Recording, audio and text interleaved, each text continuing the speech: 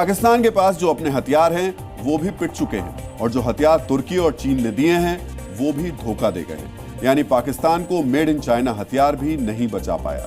वैसे भी made in China सामान के बारे में कहा जाता है, चले तो चांद तक, ना चले तो शाम तक। यही पाकिस्तान के साथ भी हुआ है। उसने अपनी हाइपरसोनिक मिसाइल में मेड इन चाइना उपकरण लगाए थे और यह मिसाइल फुस पटाखा साबित हुई।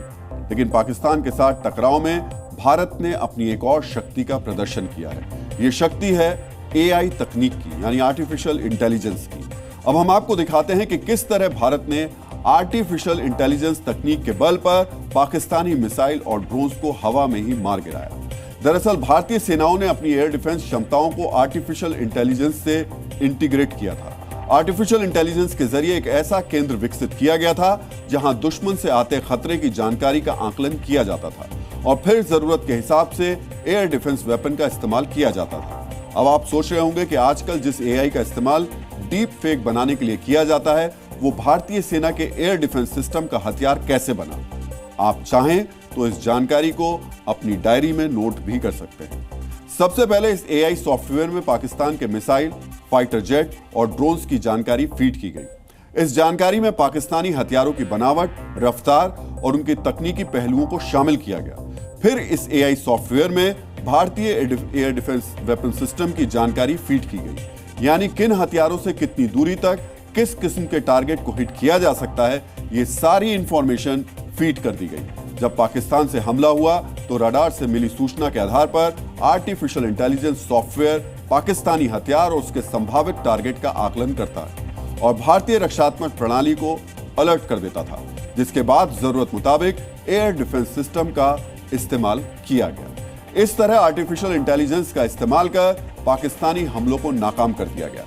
सैन्य क्षेत्र में आर्टिफिशियल इंटेलिजेंस के इस्तेमाल की यह क्षमता सालों की मेहनत के बाद हासिल हुई। किस तरह भारतीय सेना तकनीक के क्षेत्र में इस मंजिल तक पहुंची, यह समझना आपके लिए बेहद जरूरी है।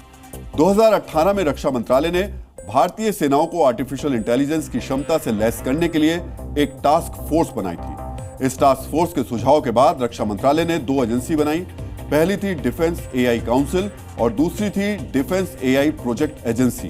इन एजेंसीज ने एक रोड मैप तैयार किया जिसका टारगेट था साल 2026 तक सेना के लिए 129 आर्टिफिशियल इंटेलिजेंस आधारित प्रोजेक्ट्स तैयार करना। इनमें से 77 पूरे हो चुके हैं और बाकी बचे 52 अगले साल के अंत तक पूरे हो जाएंगे। पाकिस्तान के साथ हुए टकराव के बाद पूरी दुनिया भारत में बने हथियारों के दमखम की तारीफ कर रही है और हमारी ये रिपोर्ट देखने के बाद यकीनन दुनिया भारत की इस तकनीक को भी अब सलाम करेगी। लेकिन यही दुनिया युद्ध जैसे संघर्ष में पाकिस्तान की तकनीक को देखकर हंस भी रही है, उसका मजाक भी उड़ा रही है। पाकिस्तान ने एयर डिफेंस के लिए जिस नई तकनीक के इस्तेमाल का दावा किया उसे सोशल मीडिया पर पाकिस्तान की निंजा टेक्निक कहा जा रहा है। आप भी गौर से देखिए, पाकिस्तान ने एयर डिफेंस में कौन सी नई क्रांति कर दी।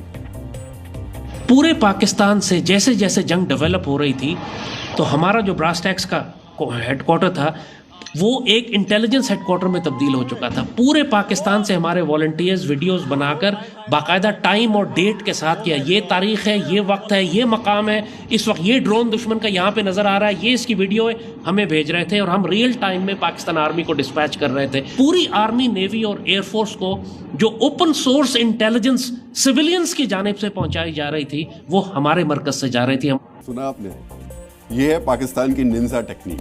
पाकिस्तानी फोन से भारतीय मिसाइलों और ड्रोन के वीडियो बना रहे थे। सोचिए, मिसाइल आ रही है, ड्रोन आ रहे हैं और पाकिस्तानी वहां खड़े होकर के उनका वीडियो बना रहे थे और वीडियो बनाने के बाद अपनी फौज को भेज रहे थे। ये हकीकत में तो नहीं हो सकता, लेकिन दिमागी दिवालियापन से संक्रमित पाकिस्तानी ऐसी थ्योरी भी बना सकते हैं, इसमें कोई शक नहीं।